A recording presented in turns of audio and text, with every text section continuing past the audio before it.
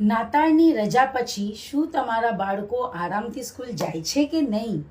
અને અગર નથી જતા તો આપણે શું કરીએ કે એ લોકોને સ્કૂલમાં પાછું સેટલ થવાનું બહુ ઇઝી થઈ જાય.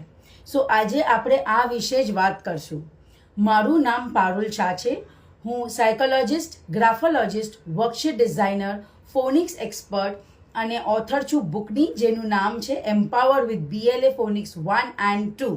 બંને અવેલેબલ છે એમેઝોન પર અને ફ્લિપકાર્ટ પર.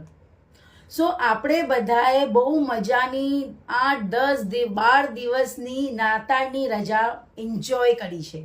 બાળકોએ પણ બહુ એન્જોય કરી છે. હર્યા ફર્યા, સાથે ટાઈમ સ્પેન્ડ કર્યું, પછી ફેસ્ટિવલ મનાવ્યું અને સાથે સાથે એનું ડેકોરેશન, ક્રિસમસમાં ડેકોરેશન ને આ બધી મજા જોવાની બહુ જ આવે. સો આ બધું આપણે માણી લીધું.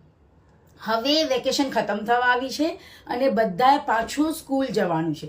સો એમાં શું થાય કે થોડા છોકરાઓ માટે બહુ નોર્મલ હોય આ કે વેકેશન પતીને હવે સ્કૂલ જવાનું હોય તો એ એડજસ્ટ થઈ જાય. થોડા છોકરાઓ તો બહુ એક્સાઇટેડ હોય પાછો સ્કૂલ જવામાં, પોતાના ફ્રેન્ડ્સને મળવાનું, રૂટીન એક્ટિવિટીઝ ઇન સ્કૂલ, તો એ લોકોને આ બધું બહુ એક્સાઇટિંગ લાગે, તો એ લોકોને કોઈ પ્રોબ્લેમ જ નથી. પણ થોડાક બાળકો હોય કે આપણે કહીએ કે નાના બાળકો હોય જેને છુટ્ટી પછી ક્લાસ જવાનું થોડું અઘરું પડે છે. સો એ લોકોને સેટલ કેમ કરવાનું? અને એવું જ થાય ને કે હવે 1-2 દિવસ સ્કૂલ ગયા હશે ને પાછું વીકેન્ડ આવશે એટલે પાછું મંડેના જ્યારે સ્કૂલ જવાનું હશે ને તો એ લોકોને બહુ જ અઘરું પડશે.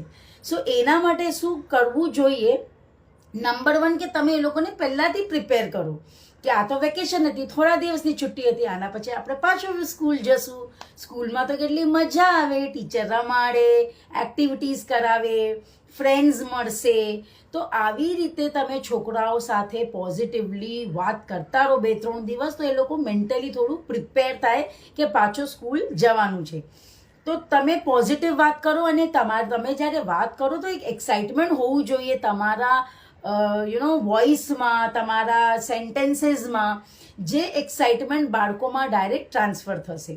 સો મે બી મોર્નિંગ સ્કૂલ હશે તો એ લોકોને સવારે વહેલું ઉઠવાનું બી થોડુંક અઘરું પડે, તો એના માટે આપણે ધીરે ધીરે પાછું પ્રેક્ટિસ ચાલુ કરી નાખીએ કે સ્કૂલ હજી ચાલુ નથી થઈ તો પણ આપણે જેવી રીતે શનિવાર છે, રવિવાર છે, હોલિડે છે, પણ કેમ કે મંડેથી સ્કૂલ જવાનું હોય તો આપણે હમણાં થોડુંક વહેલું ઉઠ્યા રહે એ લોકોને.